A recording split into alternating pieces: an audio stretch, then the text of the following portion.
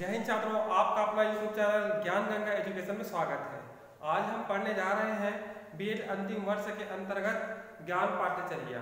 ज्ञान पाठ्यचर्या के अंतर्गत हम इकाई 3 से संबंधित मूल्य की विशेषताओं को जानेंगे। इसके पहले हमने जाना मूल्य क्या है, मूल्य के अर्थ, परिभाषा इत्यादि को जाना और मूल्य के प्रकार को भी जाना। तो अब जानेंगे मूल्य की विशेषताएं कि मूल्य की क्या क्या विशेषताएं हैं और क्या क्या विशेषताएं होनी चाहिए, उनके बारे में जानेंगे। पहला है मूल्य एक विशेषता के रूप में। प्रत्येक मूल्य की एक अपनी विशेषता होती है और उन्हीं विशेषता को हम गुण कहते हैं। ठीक है, मूल्य के अनेक प्रकार होती है और अनेक प्रकारों का अपनी अलग अलग महत्व होता है ना। तो वही महत्व क्या होती है, विशेषता होती है। तो इस प्रकार कह सकते हैं कि मूल्य की एक अपनी विशेषता होती है। नेक्स्ट है ये सामूहिक आधार। इसके अंतर्गत कहा गया है कि मूल्य किसी एक व्यक्ति की नहीं है, अर्थात यह समूह में जितने व्यक्ति हैं, अर्थात समाज में जितने व्यक्ति हैं, उन व्यक्ति के लिए आधार है। अर्थात समाज के सभी व्यक्ति के लिए आधार के रूप में कार्य करती है मूल्य, अर्थात सभी व्यक्तियों के अंदर मूल्य पाया जाता है। इस प्रकार कह सकते हैं कि मूल्य सामूहिक आधार है। नेक्स्ट है ये सामाजिक मापन या मानक। मानक का तात्पर्य है कि किसी वस्तु के गुण का नाप, कि इसकी लंबाई कितनी है, इसकी चौड़ाई कितनी है, इस प्रकार किसी निश्चित मानक वस्तु से नापा जाता है। ठीक उसी प्रकार मूल्य को भी समाज की वरिष्ठ व्यक्ति किसी व्यक्ति के अंदर, किसी व्यक्ति के बाहर, व्यक्ति के अंदर ही ले लेते हैं, है ना। उनके अंदर कितना व्यवहार है, कितनी रुचि है, कितनी क्षमता योग्यता है, इन सारे मूल्यों को क्या किया जाता है, मानक अर्थात नापा जाता है। तो इस प्रकार कह सकते हैं कि मूल्य को नापा जा सकता है कि अमुक व्यक्ति के पास इतना मूल्य है, अमुक व्यक्ति के पास कम है ना, अमुक व्यक्ति ये है। इस प्रकार से हम उनके अंदर मूल्य को नाप सकते हैं। इस प्रकार कह सकते हैं कि सामाजिक अर्थात समाज के व्यक्ति द्वारा मूल्य को नापते हैं। चौथा है व्यक्तिनिष्ठता। इस प्रकार कह सकते हैं कि एक व्यक्ति के अंदर सभी मूल्य एकत्रित नहीं हो सकते, अर्थात प्रत्येक व्यक्ति के अंदर अलग अलग मूल्य का पाया जाता है। तो इस प्रकार कहा गया है व्यक्तिनिष्ठता। ठीक है, मतलब एक व्यक्ति के अंदर अनेक प्रकार के जो मूल्य हैं, हमने मूल्य के प्रकार को पढ़ा है ना, उन मूल्य समाहित नहीं हो सकता। कहने का तात्पर्य है कि अलग अलग व्यक्तियों में अलग अलग प्रकार के मूल्य पाया जाता है। ठीक है, इस प्रकार यह हो गया व्यक्तिनिष्ठता। पांचवा ये वैधानिकता का अभाव। वैधानिकता अर्थात यहाँ पर हम ले सकते हैं कानून से, कानून है ना, कानून से ले सकते हैं। कहने का तात्पर्य है कि कोई अमुक व्यक्ति है ना मूल्य का पालन नहीं कर रहा है, उस मूल्य को अपना नहीं रहे हैं, या उनके अंदर उस मूल्यों का ह्रास हो रहा है, अर्थात नष्ट हो रहा है, तो हम देखते हैं कि उनके अंदर वैधानिकता का अभाव पाया जाता है, अर्थात उनके ऊपर कानूनी कार्रवाई नहीं की जाती है। अगर वैधानिकता पाया जाता तो कानून के आधार पर, नियम के आधार पर उन्हें दंडित किया जा सकता था, लेकिन मूल्य के अंतर्गत वैधानिकता का अभाव देखा जाता है, क्योंकि समाज में छोटे व्यक्ति, बड़े व्यक्ति, बच्चे रहते हैं, उन सब के अंदर ठीक है क्या होता है, मूल्य पाया जाता है। लेकिन जब वो मूल्य को क्या करते हैं, अनैतिक चीजों में उपयोग करते हैं, ठीक है, तो उनके लिए विशेष प्रकार की सजा का प्रावधान नहीं है। इसलिए कहा गया है कि मूल्य के अंतर्गत वैधानिकता का अभाव है। लेकिन कुछ ऐसे मूल्य हैं जिनका वो हनन करता है तो उसके लिए कानूनी प्रावधान है, उनको कानून के आधार पर सजा दी जा सकती है। नेक्स्ट आएगी सामाजिक स्वीकृति। समाज में जितने लोग हैं, समाज की जितने लोग हैं और समाज में निवास करते हैं, उन सारे लोग मूल्य को क्या करते हैं, स्वीकृति प्रदान करते हैं। कहने का तात्पर्य है कि कि समाज का अगर कोई व्यक्ति है ना बहुत सारे मूल्यों को ग्रहण कर लिए हैं तो समाज में उसे उच्च दर्जे का कहा जाता है, समाज के लोग उनका सम्मान करते हैं। तो किसके कारण करते हैं सम्मान? मूल्य के कारण उनका सम्मान करते हैं। ठीक है, तो इस प्रकार उनको क्या होता है? सामाजिक स्वीकृति प्राप्त होता है। नेक्स्ट आइए, समाज में सम्मान। अब कहा गया है कि समाज में सम्मान का तात्पर्य यह है कि कोई व्यक्ति समाज में अच्छा कार्य करता है, जैसे कि अपने आसपास के गांव के सरपंच को ले सकते हैं, अगर अच्छा काम करता है तो, और उनके अंदर मानवीय मूल्यों का अधिक से अधिक उपयोग है या मानव मूल्य उनके अंदर विराजमान है। ठीक है, तो क्या होता है? वह समाज में एक उचित स्थान प्राप्त होता है। अगर समाज के खिलाफ नहीं जाता है, समाज उपयोगी कार्य करता है, तो समाज के लोग उसको क्या करते हैं? सम्मान देते हैं। तो किसके कारण दे रहे हैं? मूल्य के कारण सम्मान दे रहे हैं। नेक्स्ट आइए, भावात्मक आधार, अर्थात जो मूल्य होता है वह भाव प्रधान होता है, भाव प्रधान होता है। उदाहरण के रूप में देखते हैं, अगर किसी के यहाँ कुछ हो गया, मतलब अपनी घटना घट गई, वहाँ कुछ लोग प्राण को त्याग दिए, तो वहाँ के लोग क्या होते हैं? रो रहे होते हैं। तो उसको देखकर, उनको देख करके क्या भाव पैदा होता है? एक प्रकार के भाव पैदा होता है, मूल्य पैदा होता है कि वहाँ हंसे नहीं, वहाँ दुख का भाव व्यक्त करे। इस प्रकार से एक भाव पैदा होता है ना, भावात्मक मूल्य पैदा होता है। इस प्रकार कह सकते हैं कि जो मूल्य है उनका आधार क्या होता है? भावात्मक होता है, अर्थात भाव प्रधान होता है।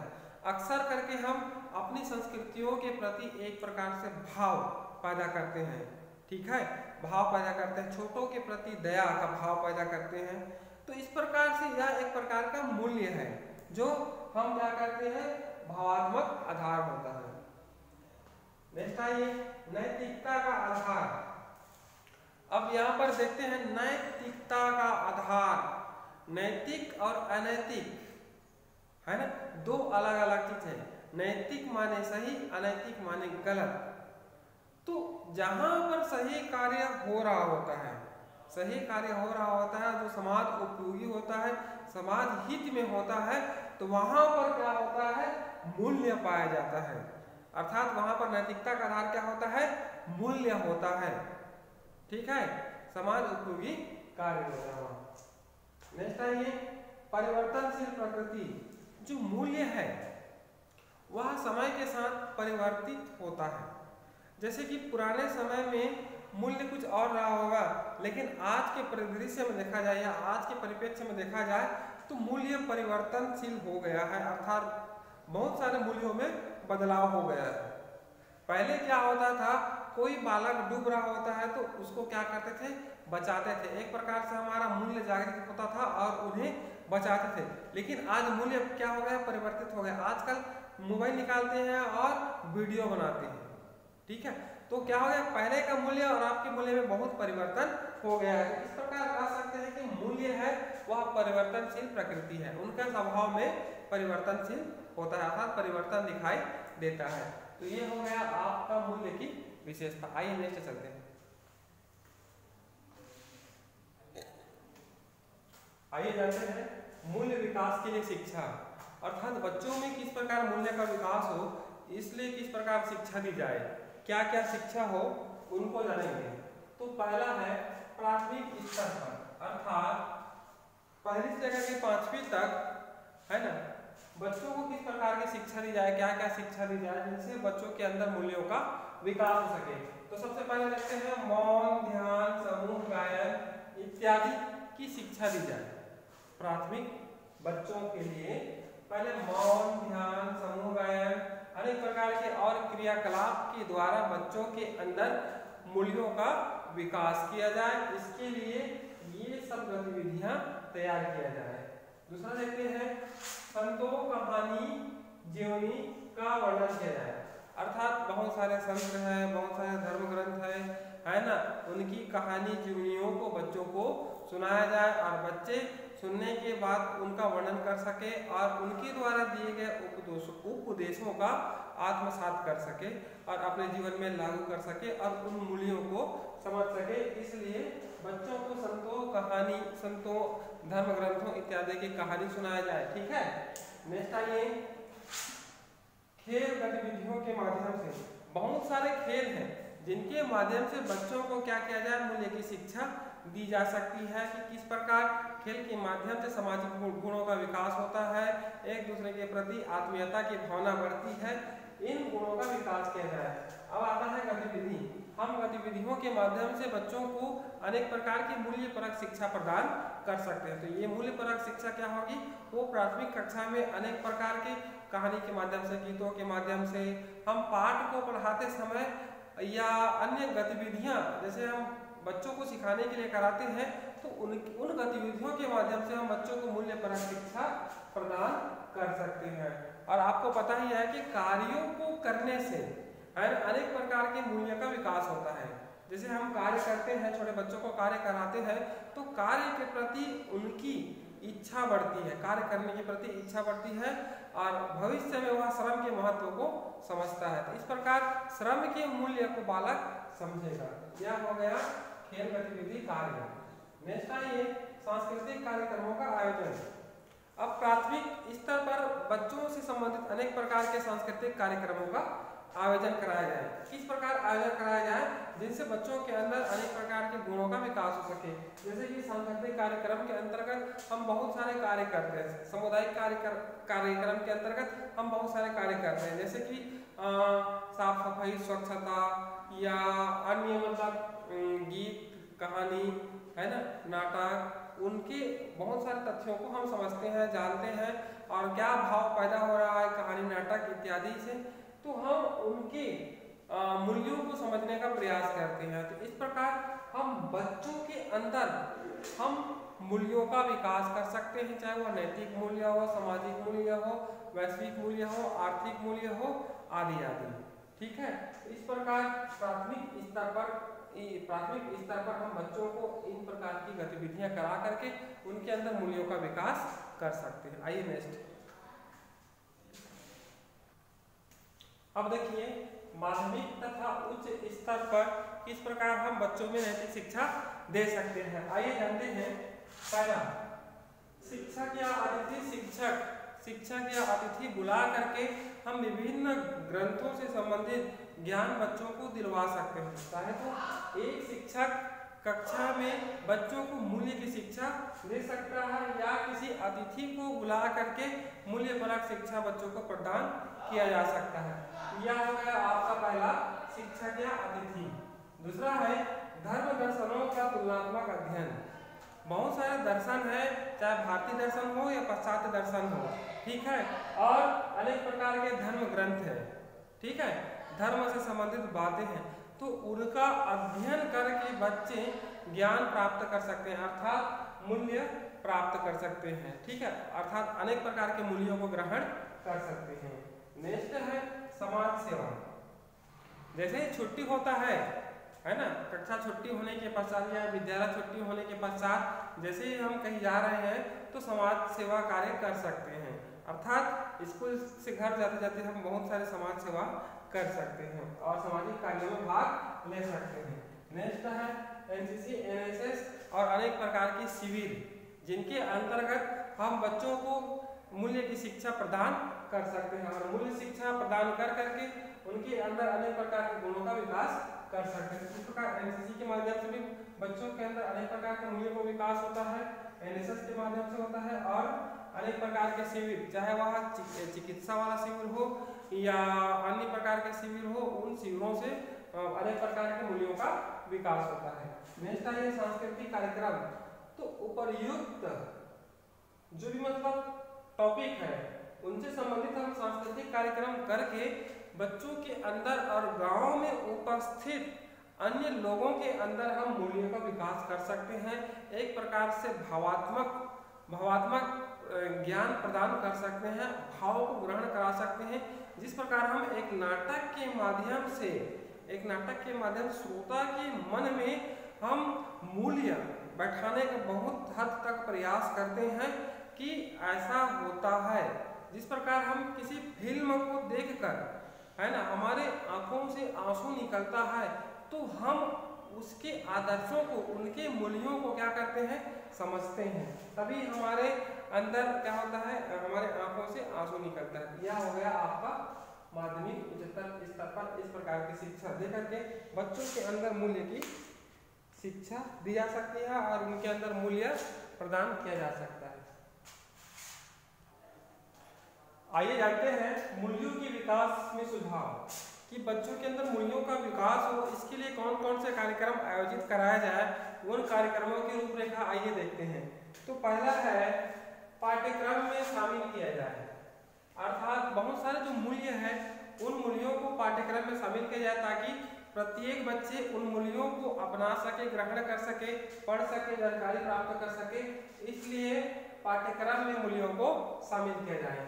दूसरा कहा गया है विभिन्न दिवसों पर, जो दिवस है विभिन्न दिवसों का आयोजन किया जाए, जैसे कि गांधी जयंती हो गया, शिक्षक दिवस और बहुत सारे राष्ट्रीय दिवस है, तो उन दिवसों का आयोजन किया जाए और उन दिवस से संबंधित कार्यक्रम कराया जाए, जिससे बच्चों के अंदर देशभक्ति से संबंधित, शिक्षक के प्रति सम्मान से संबंधित मूल्यों का विकास हो सके। तो इसलिए क्या किया जाए, विभिन्न दिवसों का आयोजन कराया जाए। तीसरा है धार्मिक उत्सवों का आयोजन कराया जाए। बहुत से धार्मिक उत्सव है, जैसे कि दशहरा हो गया, दीपावली हो गया, मुसलमानों का कुछ त्यौहार है, ईद है ना, और बौद्धों का त्यौहार है, अनेक धर्मों का कुछ न कुछ क्या है, त्यौहार है, उत्सव है। तो उन मतलब उत्सवों का क्या किया जाए, विद्यालय में आयोजन कराया जाए। आयोजन कराने से बच्चे क्या होगा, विभिन्न धर्मों की जानकारी प्राप्त करेगा और उनकी मूल्यों और आदर्शों को ग्रहण करेगा, इसलिए धार्मिक उत्सवों का आयोजन कराया जाए। नेक्स्ट है राष्ट्रीय पर्वों का आयोजन, 15 अगस्त है ना, और 26 जनवरी, ऐसे और राष्ट्रीय पर्व है ना, तो उनका आयोजन कराया जाए। आयोजन तो होता ही है, तो राष्ट्रीय पर्व का आयोजन से क्या होता है, हम अपने तिरंगे झंडे के प्रति सम्मान, देश के प्रति सम्मान, अपने राष्ट्र के प्रति सम्मान, इस प्रकार के मूल्यों का विकास होता है। हम देश हित के लिए कार्य करते हैं, देश अहित के लिए कार्य नहीं करते, इस प्रकार के मूल्यों का विकास होता है राष्ट्रीय पर्व के आयोजन से। पांचवा है विभिन्न गोष्ठियों का आयोजन।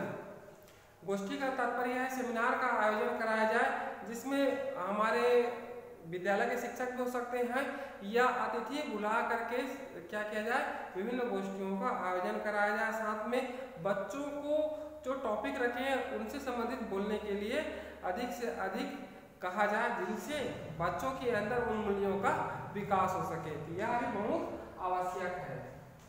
नेक्स्ट आइए विभिन्न प्रतियोगिता का आयोजन। बहुत सारे ऐसे प्रतियोगिता है जिनका आयोजन कराया जाए, सामान्य ज्ञान प्रतियोगिता है ना, बाल विकास प्रतियोगिता, अनेक प्रकार की प्रतियोगिताएं हैं, तो उन प्रतियोगिताओं को कक्षा में आयोजन कराया जाए या विद्यालय में आयोजन करा करके बच्चों के अंदर मूल्यों का विकास कराया जा सकता है। आप जानते ही हैं वाद विवाद प्रतियोगिता, नाटक प्रतियोगिता, कहानी प्रतियोगिता, निबंध लेखन प्रतियोगिता हम अक्सर महाविद्यालय में कराते ही रहते हैं। तो इस प्रकार की प्रतियोगिता करा करके हम विभिन्न प्रकार के मूल्यों को ग्रहण कर सकते हैं। नेक्स्ट है भ्रमण कार्यक्रम। अब भ्रमण कार्यक्रम से क्या होता है, जिस क्षेत्र में हम भ्रमण करने के लिए गए हैं वहाँ के जनजीवन के बारे में, वहाँ की स्थिति के बारे में, वहाँ के पर्यावरणीय स्थल के बारे में जानकारी प्राप्त होती है और इनसे संबंधित उस जहाँ पर गए हैं वहाँ के ऐतिहासिक महत्व क्या है उनके बारे में जानकारी प्राप्त होती है और उनके प्रति हमें एक प्रकार के मूल्य हमें प्राप्त होता है। इसलिए शैक्षिक भ्रमण का भी कार्यक्रम आयोजन कराया जाए। नेक्स्ट है प्रदर्शनी। बच्चों द्वारा बनाए गए विभिन्न प्रकार के उपकरण, मशीन या कागज खिलौने जो भी बनाए हैं, मिट्टी से बनाए हैं, उन वस्तुओं का क्या किया जाए, प्रदर्शनी किया जाए। और वह जो प्रदर्शनी होगा वह किसी काल को भी संबोधित करता है, तो उस काल की जो मौलिक अवस्था क्या थी उनके बारे में जानकारी प्राप्त होती है। साथ ही साथ वहाँ उस समय के मूल्य क्या थे, किस प्रकार के जनजीवन शैली थे, उनके बारे में हमें जानकारी प्राप्त होती है। तो इसलिए प्रदर्शनी का आयोजन कराया जाए। ठीक है, नेक्स्ट है 9वां, राष्ट्रीय प्रतीकों की जानकारी। अब राष्ट्रीय प्रतीक कौन कौन से है ना, तो उनकी जानकारी होना चाहिए। ठीक है, जैसे कि राष्ट्रगान, तिरंगा, झंडे, सारनाथ का बहुत सारे ऐसे और राष्ट्रीय चिन्ह है, प्रतीक है, उनकी जानकारी होना बहुत ही आवश्यक है। विभिन्न संस्कृतियों की जानकारी, जैसे यहाँ की संस्कृति अलग ही है, लेकिन जैसे हम बस्तर जाएंगे या किसी दूसरे जिले जाएंगे या दूसरे राज्य जाएंगे तो वहाँ की संस्कृति अलग ही होती है। वहाँ का अपना मौलिक पहचान होता है, वहाँ धरातल होता है, वहाँ का मूल्य अलग होता है, तो उन मूल्यों के बारे में जानकारी प्राप्त होती है। इसलिए क्या होता है, विभिन्न संस्कृतियों की जानकारी बच्चों को दी जाए। नेक्स्ट है अंतरराज्यीय खेलकूद। एक राज्य का दूसरे राज्य से खेल कूद कराया जाए या विभिन्न राज्य मिल करके खेल का आयोजन कराए, जिसमें विभिन्न प्रकार की संस्कृति वाले बच्चे वहां उपस्थित होंगे। उपस्थित होने से बहुत सारी जानकारियां प्राप्त होंगी और खेल कूद के नियम प्राप्त होंगे, किस प्रकार बात व्यवहार किया जाता है वो जानकारी प्राप्त होगा और उन मूल्यों को क्या करेंगे, ग्रहण करेंगे। तो इसलिए अंतर्राज्यीय खेलकूद का आयोजन कराया जाए। नेक्स्ट है अंतर्राज्यीय शिविर सांस्कृतिक कार्यक्रम, है ना। अब शिविर अंतर्राज्यीय शिविर से क्या होता है, बहुत से देश के बहुत से राज्य के बच्चे आए होते हैं और आपस में बातचीत करते हैं, तो वहाँ की संस्कृति का पता चलता है ना। आचार व्यवहार कैसे बात की जाती है शिविर के माध्यम से पता चलता है और शिविर के माध्यम से अनेक प्रकार की संस्कृतियों के बारे में जानकारी दी जाती है और शिविर में अनेक प्रकार के सांस्कृतिक कार्यक्रम होते हैं। उन सांस्कृतिक कार्यक्रम के माध्यम से अनेक राज्यों की क्या बोलते हैं, झांकी प्रस्तुत की जाती है, जिनसे हम वहाँ के मूल्यों का जानकारी प्राप्त होता है। इसलिए अनेक प्रकार के अंतर्राज्यीय शिविर सांस्कृतिक कार्यक्रम का आयोजन कराया जाए। नेक्स्ट है राष्ट्रीय स्मारक से परिचय। अब प्रत्येक देश अपने जो पुराने धरोहर है ना, पुराने क्या कहा जाए, महल है, जैसे कि ताजमहल हमारे देश की धरोहर है, लाल किला है, कुतुब मीनार है और एलोरा की गुफाएं हैं, ये सब क्या है, हमारे राष्ट्रीय स्मारक है। ठीक है, तो उनसे उनका परिचय कराया जाए। परिचय कराने से क्या होता है, हम यहाँ वीडियो कॉन्फ्रेंसिंग के द्वारा परिचय करा सकते हैं, चार्ट मॉडल के द्वारा परिचय करा सकते हैं या वहाँ ले जाकर भी हम परिचय करा सकते हैं। तो उनके प्रति एक प्रकार से मूल्यों का विकास होगा कि किस प्रकार वहाँ के सम्राट उसको बनाए होंगे, कैसे इतना बड़ा भव्य महल बन के तैयार हुआ होगा और किस प्रकार अनेक प्रकार के मूल्यों का विकास भी होगा। नेक्स्ट आइए महान व्यक्तियों से परिचय। तो बहुत से ऐसे महान व्यक्तियों हैं, उनका परिचय करा सकते हैं। एक शिक्षक के रूप में कक्षा में हम रविंद्रनाथ टैगोर, महात्मा गांधी, डॉक्टर भीमराव अंबेडकर, सुभाष चंद्र बोस, जवाहरलाल नेहरू, अनेक प्रकार के ऐसे और महापुरुष हैं। इनके अलावा पाश्चात्य महापुरुष के बारे में बता करके हम मूल्यों की शिक्षा दे सकते हैं और उन मूल्यों को बालक ग्रहण कर सकते हैं। नेक्स्ट आइए प्रार्थना सभाओं का आयोजन। प्रार्थना सभाओं का आयोजन के लिए हम विभिन्न धर्मों के धर्म गुरुओं को बुला करके हम क्या कर सकते हैं, प्रार्थना सभा का आयोजन करा सकते हैं। इससे क्या होगा, बालक विभिन्न धर्मों के, है ना, जो धर्म गुरु है वो बताएंगे, कुछ मतलब जानकारी उनको ग्रहण करेंगे और विभिन्न धर्मों के प्रति सम्मान की भावना जागृत होगा, है ना। हम उनके मूल्यों को समझेंगे कि वह हमारे लिए कितना उपयोगी है, कितना सार्थक है ना। सर्वधर्म समभाव की भावना रखते हैं, इन मूल्यों का विकास होगा। नेक्स्ट है 16 समानता की भावना। कक्षा में समानता की भावना का विकास होना चाहिए, इसलिए सभी बच्चों के लिए एक समान ड्रेस की व्यवस्था हो, है ना। ड्रेस की व्यवस्था हो, जिससे क्या होता है, समानता की भावना का विकास होता है।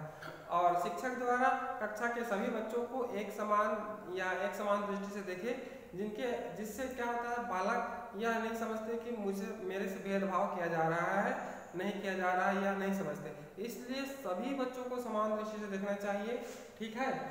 इसलिए बच्चों के अंदर समानता की भावना का विकास होगा। नेक्स्ट है मूल्यों के महत्व की ज्ञान।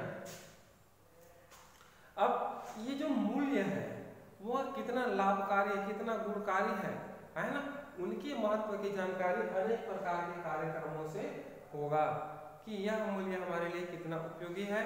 जैसे जैसे हम आगे बढ़ते जाएंगे है ना, तो वह मूल्य हमारे लिए कितना उपयोगी है। हम अनेक संस्कृति में कैसे अपने मूल्यों को संरक्षित कर सकते हैं और वहाँ उपयोग भी कर सकते हैं, जिनसे किसी को नुकसान ना हो। इसलिए विभिन्न मूल्यों की जानकारी होना बहुत ही आवश्यक है।